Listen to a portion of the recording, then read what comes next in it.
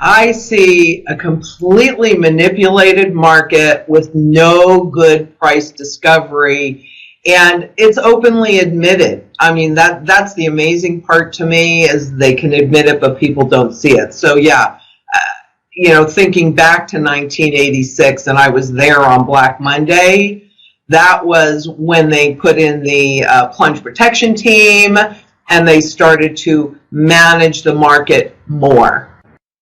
Now, a lot of people think that there's all these retail investors, investing in the market, trading, and everything like that. And then we've come to find out that countries, central banks, they've been purchasing stocks. I mean, is this true that the retail investor is really not interacting in the market anymore? No, all they're really doing, the retail investor is depositing money into their 401k, where maybe they have a program with a stockbroker or a financial consultant. But no, they're not heavily in the markets unless it's through a managed money product. And, I'm glad that you brought up the governments, because I did a study a little while ago on the rise of the sovereign wealth funds. And that's really who's been, one of the areas that they've really been buying heavily into the market. Japan, for example, I think, don't hold me to this because I'm obviously not looking at the data, but I'll share that with you, where I believe that in certain stocks, they own 90% of these stocks in the Nikkei. How is that a fair price discovery or a retail client? It's not. No, it really isn't. And when you look at the stock market and you look at the real economy, now a lot of people think that, the stock market is the economy. And when you look at both, what do you make of the real economy? When I say the real economy, looking at retail, looking at, what is happening in the housing market, and then you look at the stock market, do you see two separate things happening right now? Well, absolutely. And the interesting thing is when we transitioned from a gold standard money to a debt standard money, and Nixon, when they say it closed the gold window so it doesn't sound so bad, but what really happened was he handed over the complete power to control inflation to bankers, which no debt and leverage.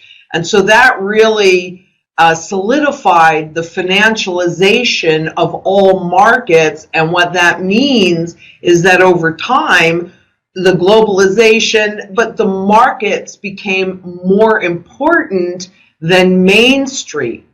And indeed, that's the largest part of our economy, is what happens in the financial markets. So that disconnect really started once the central bankers were in full control of it. And it's just gotten to a point now where it's extreme. When they put the REITs into its own area of the stock market back in September of last year, that was like the very last area that they needed to completely financialize. So we live in a physical world. The building that you're in, the building that I'm in, is physical. And that's the way we've been trained to think about stocks as a corporation that's growing their wealth, and you own part of the corporation.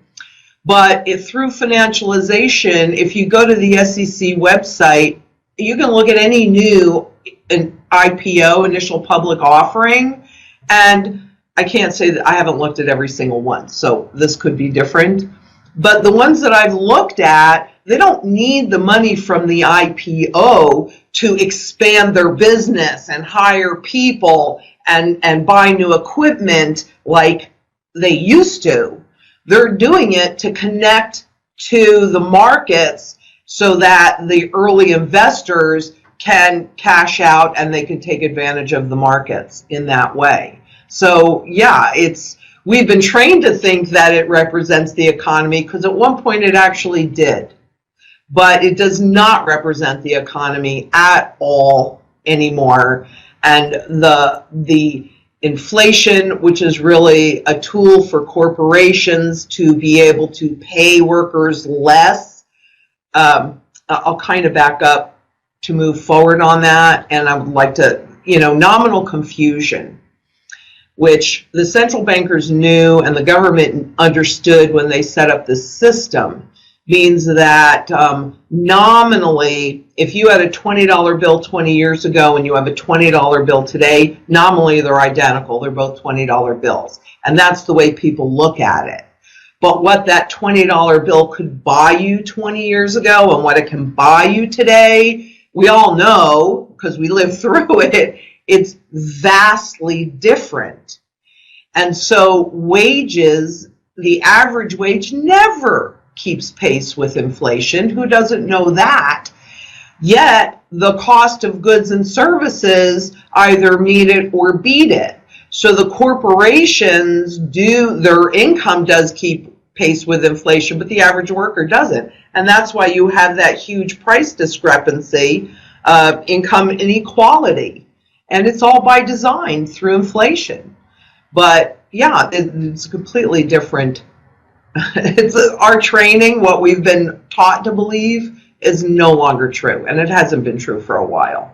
Now, you mentioned inflation, and the Fed, as we all know, they've been, monitoring inflation. They've been looking at inflation, and they're saying they're seeing no inflation whatsoever. And, through this economy that's deteriorating in many different sectors, they started to raise interest rates, and they're talking about unwinding the balance sheet.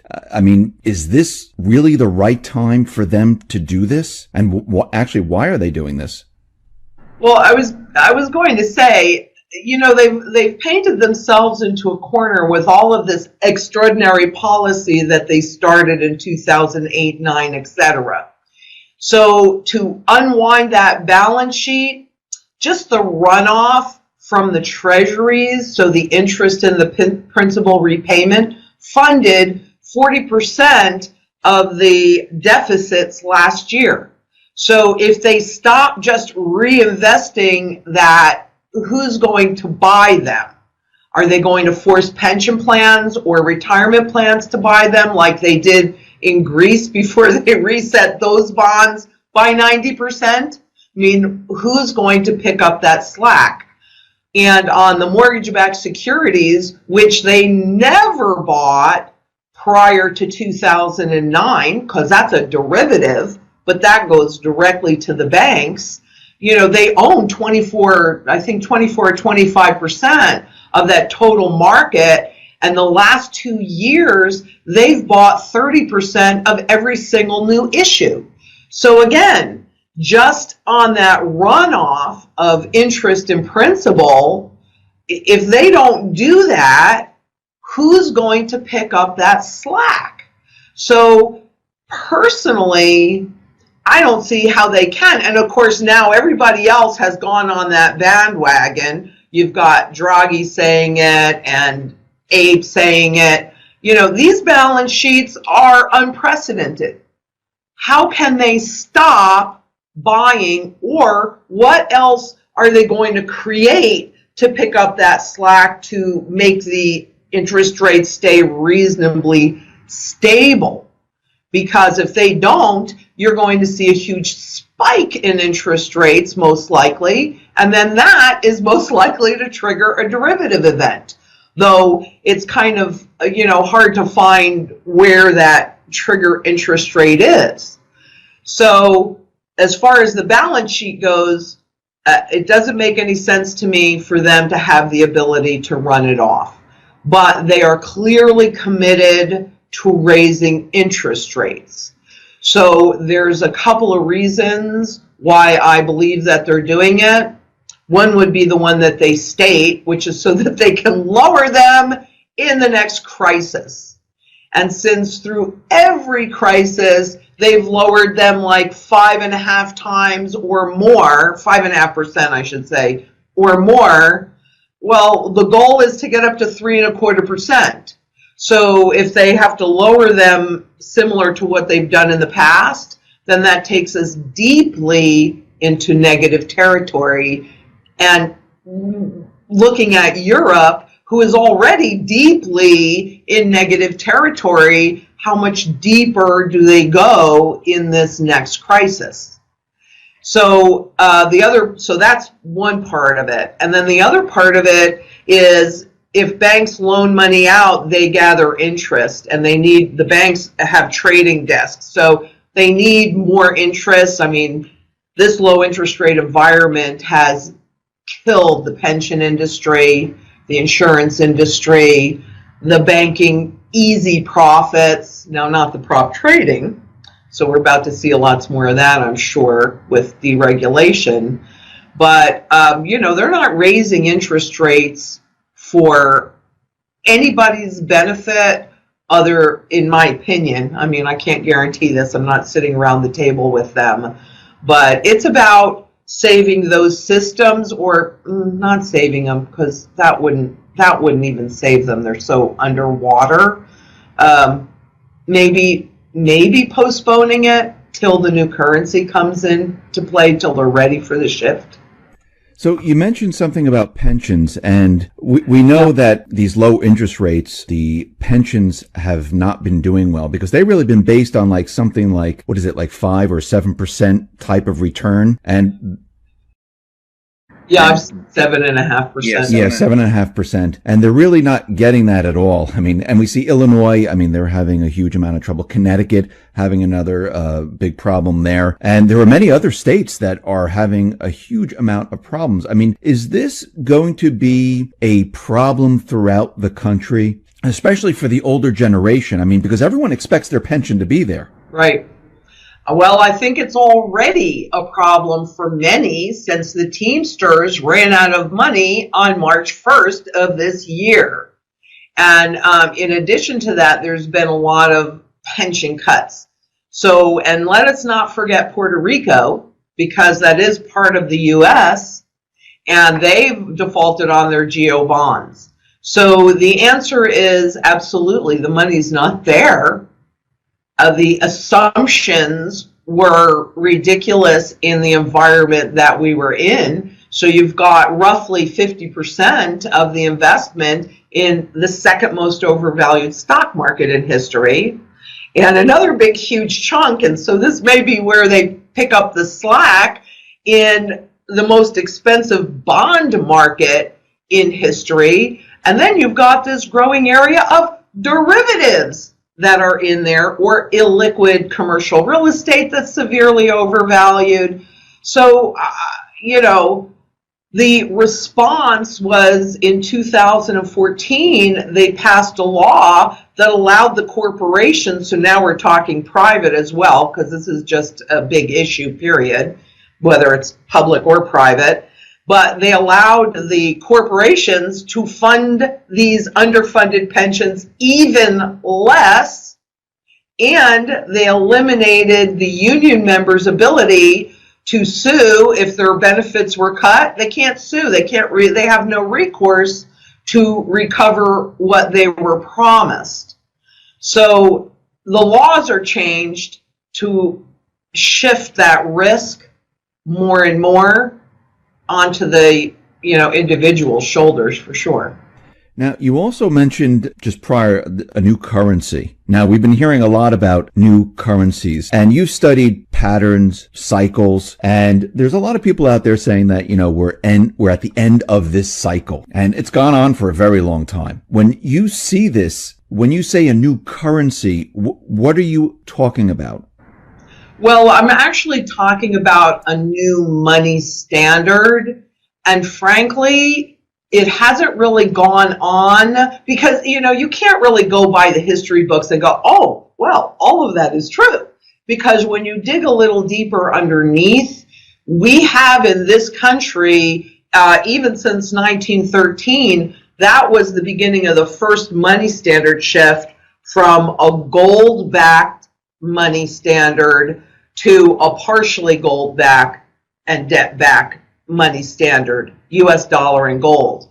But in 71, for those of us that were alive then, and I'm 62, so I certainly remember it, the standard, we were pegged to gold at $35 an ounce. And then all the other countries in the world pegged their currencies to ours because they could convert dollars into gold at $35 an ounce. But when we were funding the Vietnam War, we were abusing that privilege, and everybody knew it. So there was a run on the dollar via other countries turning in dollars for gold. And in '69, well, you might recall there were a couple things that happened in 1969. Number one, they took all the large bills out of circulation. So the 1,000, the 500, the 1,000, the 5,000, and the $10,000 bills, gone. They didn't demonetize them, but if one came into the banking system, it did not come back out again. So they did not want people to have the ability, this is my opinion, they do not want people to have the ability to hold a lot of wealth in a small package. Though interestingly enough, in I think it was 64, it might have been 65, they actually legalized the American population to have the ability to hold gold certificates again. Though it was definitely not widely, that information was not widely transmitted. Okay, so I think there are a lot of things that happened right around that period. However, what also happened, since there was a run on the dollar, was the International Monetary Fund, the IMF, that was created to oversee the US dollar as the world reserve currency. They knew what was happening, obviously, because all their members are Treasury secretaries and central bank heads. And they created the SDR at that time. And it just stands for special drawing rights. And it's just a name like any other name. But they put all of the mechanisms in place, and our Treasury Secretary actually even went to the global community and said, here, take world reserve currency status back. But instead, Kissinger went and created the petrodollar. So all those mechanisms to make that money standard shift transfer at that time were just put to sleep. They weren't dismantled, they were just kind of put to sleep. When the crisis hit in 2008, China was actually the first one to say SDR, SDR. So everybody has SDRs. They're allocated, they're given, they're not earned, and they are not a claim against anything. But they tested all of those mechanisms in 2009. And then in 2011, they brought a template out on how they would shift from a US dollar standard to an SDR standard. So what that really means, that means a couple things. Number one, for the world reserve currency, that means that global assets and instruments are all valued in terms of dollars. Now, I know that's been shifting since 2005, but the dollar is still mostly used in global trade.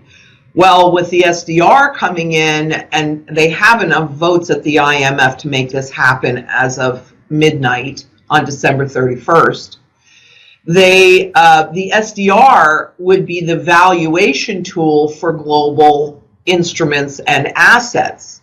So that means that we, like everybody else had to before us, if they wanted to go outside of their borders to buy anything, they had to do it with dollars. So they would have to convert their currency into our currency, and then they could go buy stuff.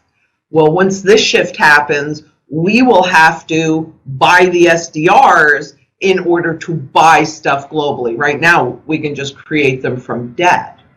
But that also means that all of the other countries that are holding all of these dollars, well, now they don't need those dollars. So the money standard that currently, that we currently supply, all of those dollars will come back to us, and they'll do it through the SDR substitution fund. It's called the substitution fund. So if you're holding dollar denominated instruments or dollars or what have you, you simply deposit them into it. They'll wash them, they'll shift it into SDR denominated. I mean, that's a button push. It's not like it requires much effort or work. And all of a sudden, all those excess dollars come back. So we need a reset on the debt because the debt is so high that most of the income just goes to paying interest on the debt, not touching principal, and that keeps compounding. And the new standard will be the SDR, and I believe that it will be a blockchain technology with what's called a smart contract overlay, which is a self-executing contract that will be, if they have their druthers, controlled by the IMF. I think we'll have dollar coin or Fed coin, but pretty much probably dollar coin here, so people don't think that the dollar has changed, which is how they executed in 1913, and again, you know, how they did it in 1971. They just kept the name the same, and people don't realize that anything has changed when everything has changed. So let me just get this straight. So the SDR, that is at a much higher level, because the everyday person is not going to have an SDR. Correct. That is for governments and central banks around the world. And corporations. And corporations. And you're saying that for the everyday person, I'll just talk about the U.S. right now. Yes. We're going to have some type of, I guess, cryptocurrency. The paper dollar will no longer exist. If they have their druthers, Larry Summers says get rid of the $20 bill too. Yeah. Well, he is not my favorite person. So let me ask you, so the transition from all those people that have, you know, their bank accounts, their pensions, their investments, they have all their money, you know, in the banks, in the system. Now, this is all dollars today. When this goes through this transition, what happens to that? Do they get the same exact back, or does something change? Because no longer is the dollar the reserve currency of the world at this point. So what happens to that? Well, that goes back to when the dollar resets, everything resets.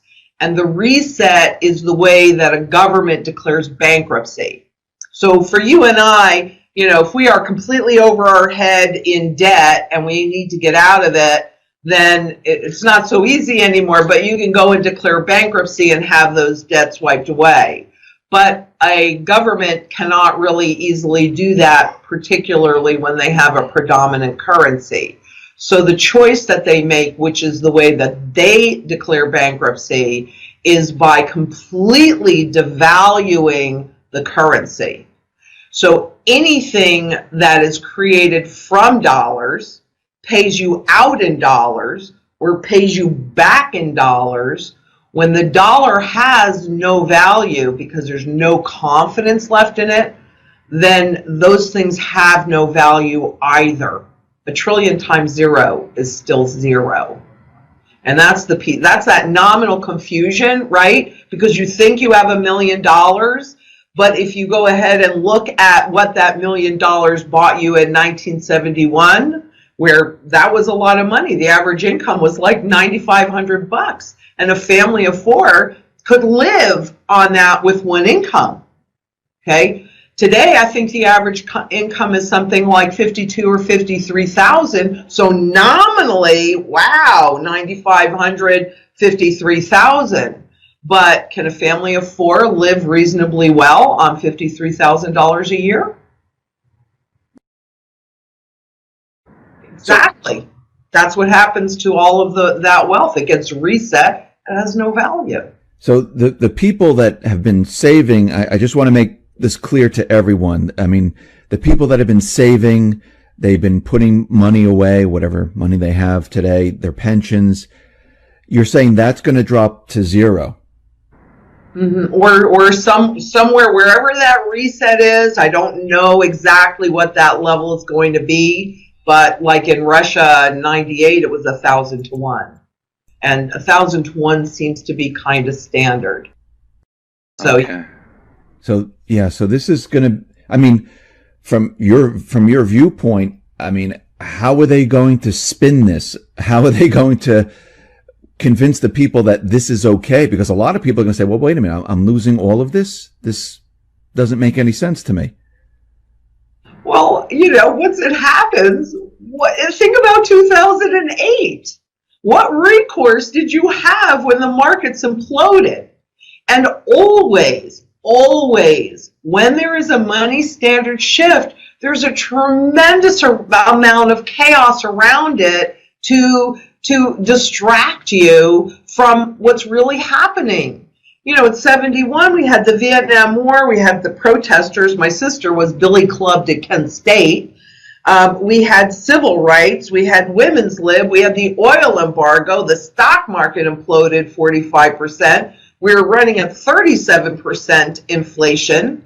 And let me just make a point here. The only difference between hyperinflation and regular inflation is the speed of the inflation.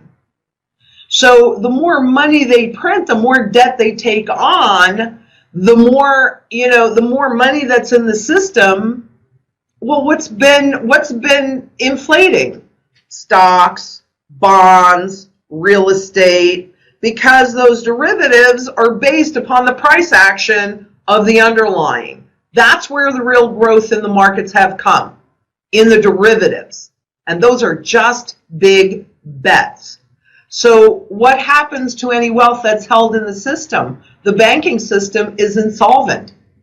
It's insolvent. We don't know the value at risk in the derivatives.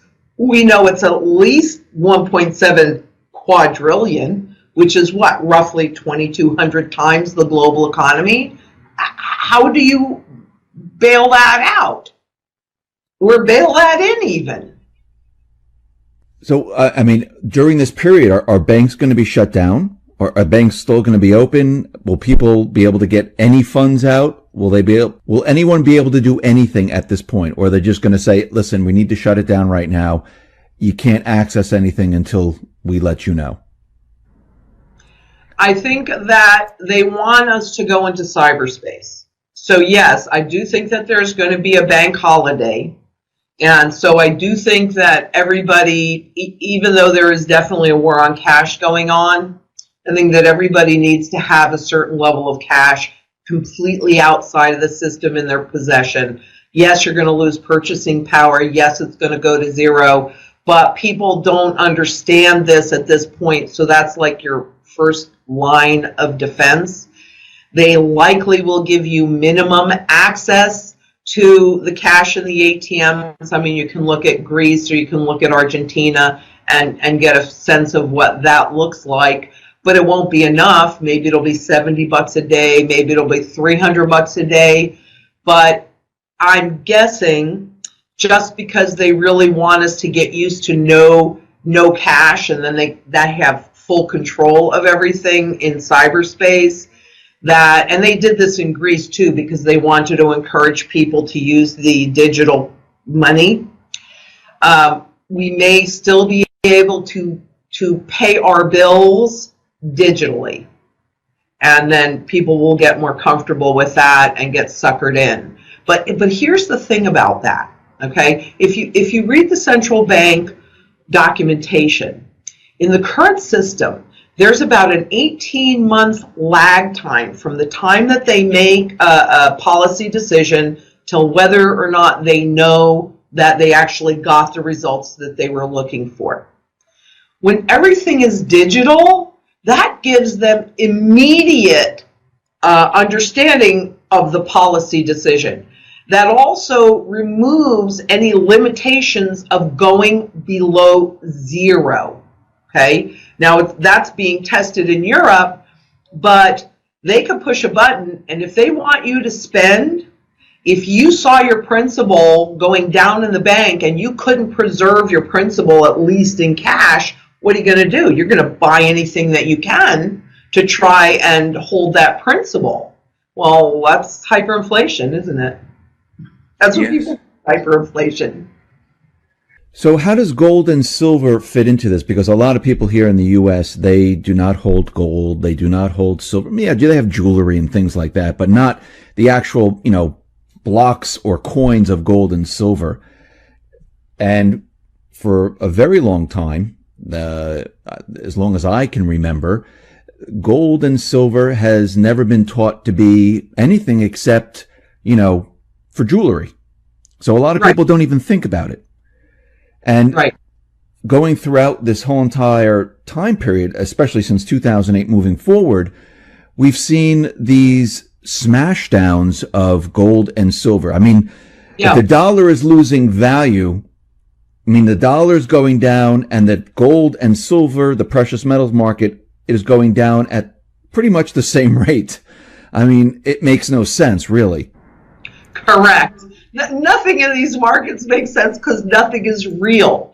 But let me back up a little bit on the physical gold and silver, because originally, I mean, why do we even have money? And this is not taught in any of the schools, and it should be. Sure. And I may do something about that at some point here when I have a minute. But, originally you were working, and if you didn't need what your neighbor was producing or you had plenty, then you still needed a way to value and store your labor.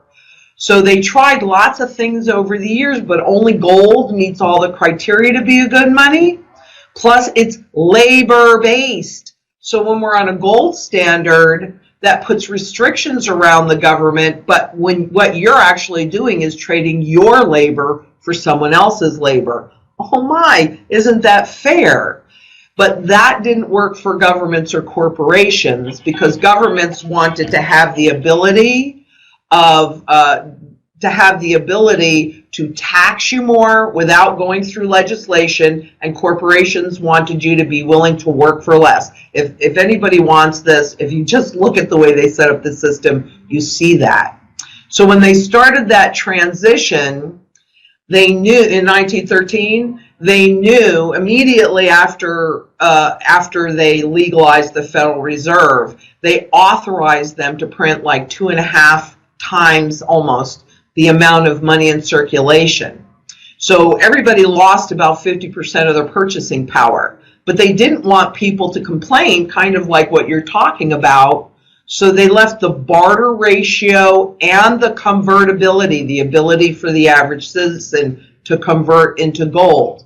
So the average income, because of that barterability piece, everybody's income, the average income, I should say, more than tripled. Well, if your costs double, but your income triples, do you really care that your costs double? No. So it was still called the dollar, even though it was now backed only, a 20th of an ounce used to back $1. Now it backs $2.40. But nobody complained, and there you have the roaring 20s. Happy days are here again, and we're off to the races, and then they used 33 to justify it. But going forward with that, now we're on a partial gold debt standard. Okay, well, the Vietnam War, we stretched that. We wanted to be able to tax and spend more. The system was breaking down. So where we were now trading our labor for government debt and partial gold, now we traded after August of 71, we're trading our labor for government debt that we are obligated to repay. I mean, stop and think about the logic of that. So they created these mechanisms at that point to make you think that gold had no value. They didn't want you to hold your purchasing power or your wealth. And they created the spot market to dwarf the physical market. And they actually say it in their documentation so that we can manage the perception of how people think about gold.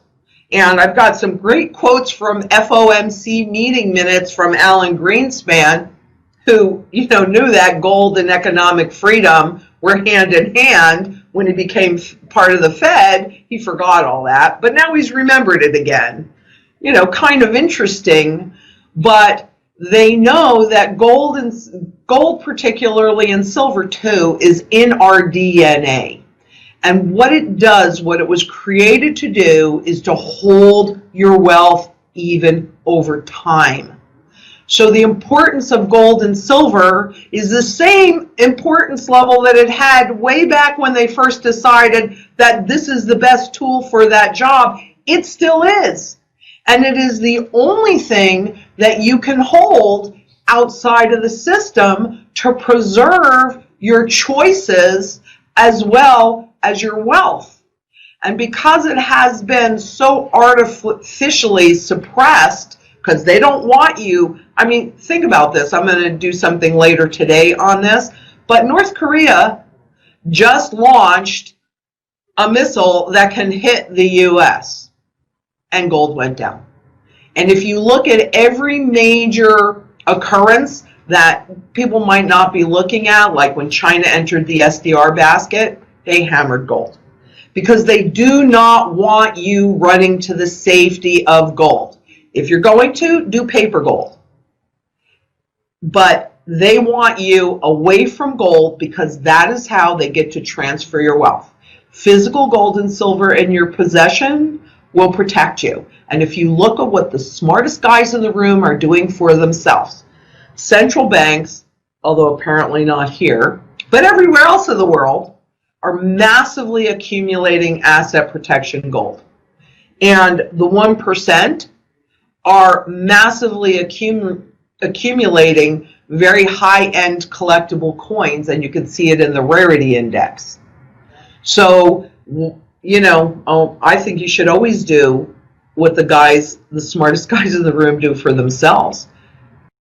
So we have governments, different countries, I should say, protecting themselves with precious metal.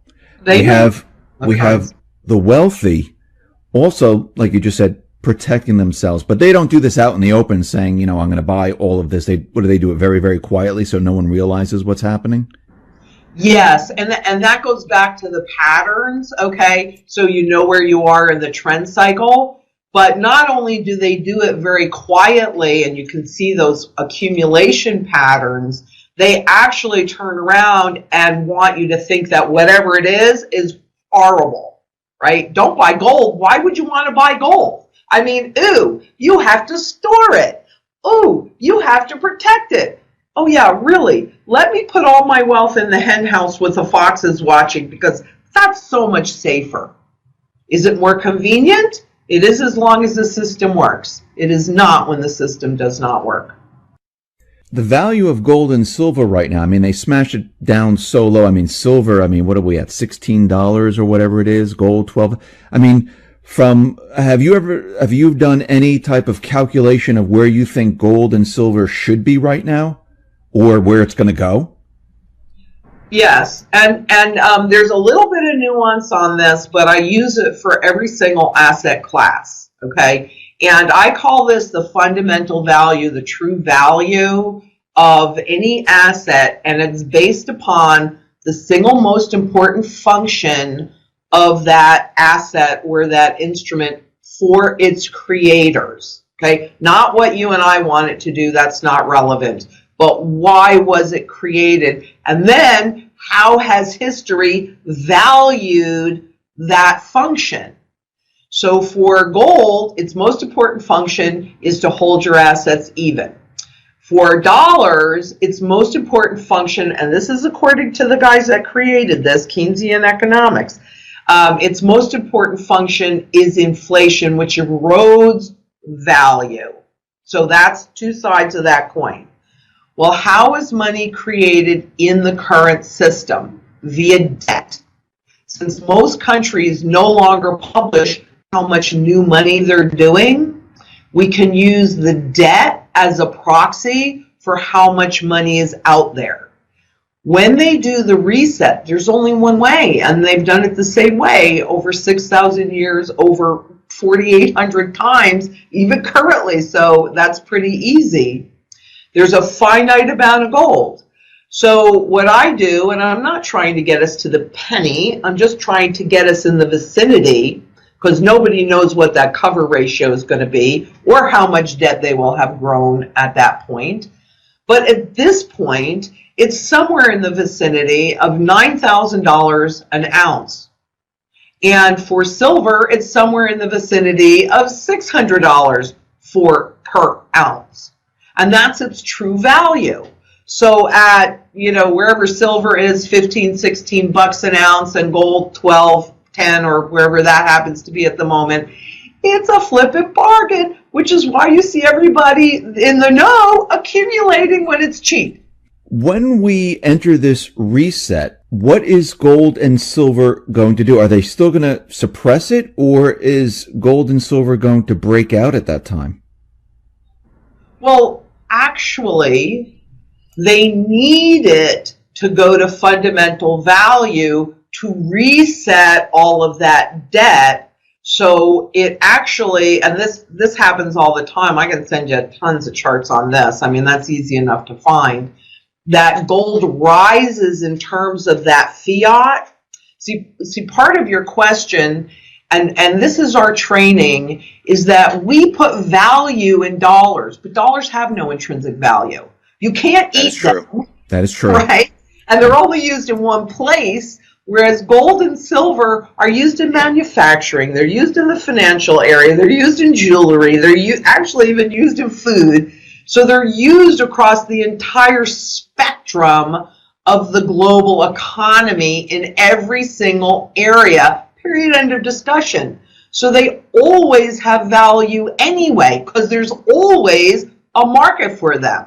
In terms of dollars, maybe it's less or maybe it's more, but it doesn't matter. There's always demand. And the same is not true for fiat money. There are lots of fiat currencies that do not exist anymore. Even in this country, the silver certificates and the gold certificates, they've been demonetized, right? So you can't use them. So we don't realize this. But yeah, that is actually what they need to happen. They need gold to rise somewhere near its fundamental value to conclude the reset. It's how it's done. It's how it's done. So that's easy. So do you think China and Russia know this, because they've been accumulating a lot of gold over time? So is India and many other countries. You really don't hear much about the U.S. accumulating gold at all. So you think they understand that this is coming? I think they all understand that this is coming. I think 100% of them understand that this is coming. That's why they've gotten the SDR in place.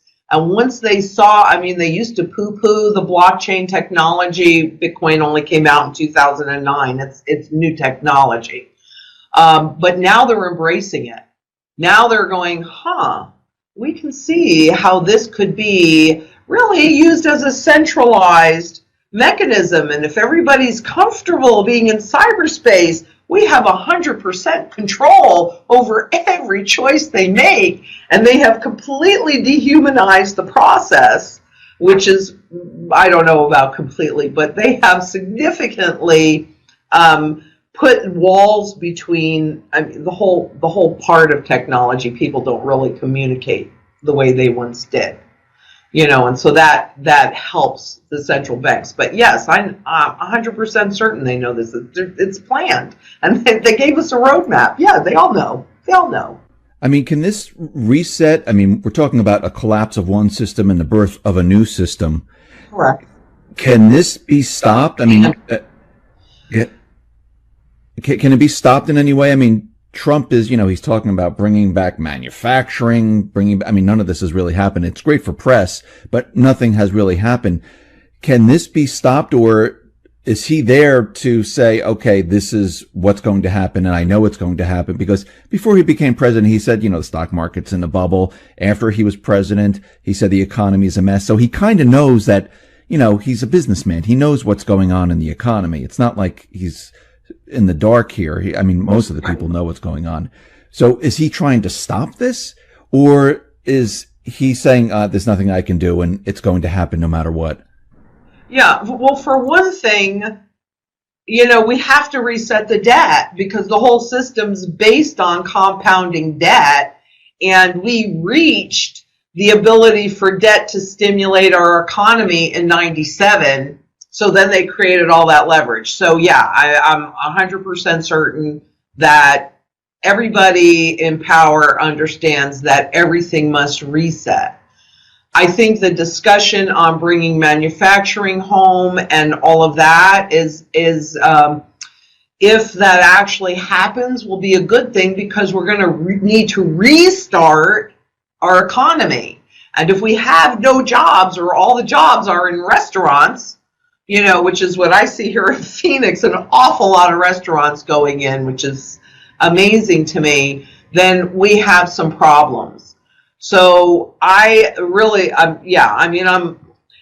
look, there are 196 countries in the world, and 189 of them are members of the IMF. And all of the members of the IMF are either Treasury secretaries and the central bank chiefs. So do I think that all of the governments understand what they're doing to the currencies? Absolutely. It was by design. How do they not know? And we can't stop it, because if you put a component of gold in a currency to kind of stop the bleeding, well, how are you going to service that debt? I mean, I did this study, I don't know, 7 or 8 years ago. I'll have to go back and look at the date. I don't really remember when I did it.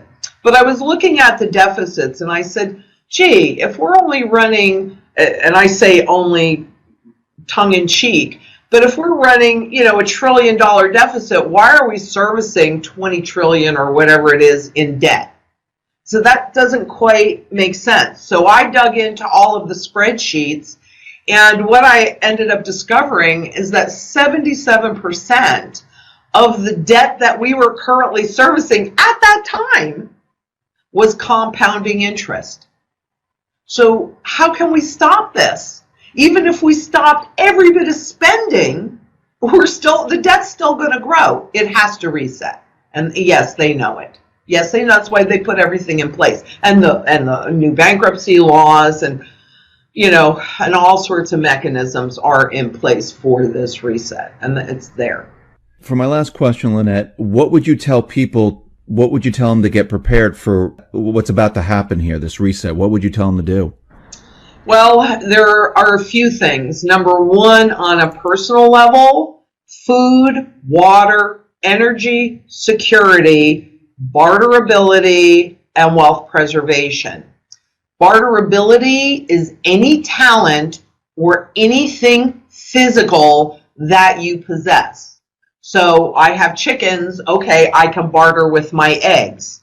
I've created an urban farm. Never in my wildest dreams did I think I was going to be a farmer at, 50 and 60 years old. And yet here I am. I've created a farm on my little, and I'm right in the middle of the city because of my daughters, and that's a whole nother story. But you want to make sure that you can be as independent as possible inside of this mess. And so it's silver for barterability and gold for wealth preservation. There's some nuances with that. But then in addition to that, you want to create a community. So for example, where part of what we're doing right here is definitely creating a community, because we can't stop this, but we might just have a shot at going back to, I don't know, let's say a constitutional currency at the end of this. So if enough of us are aware of what's happening, then we might have some choices.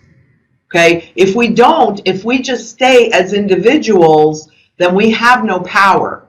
But there are definitely more of us than there are of them if enough people understand what's going on and can say, oh, no, that's not okay with me. So those are the things: food, water, energy, security, barterability, wealth preservation, and community is what we all need to be doing.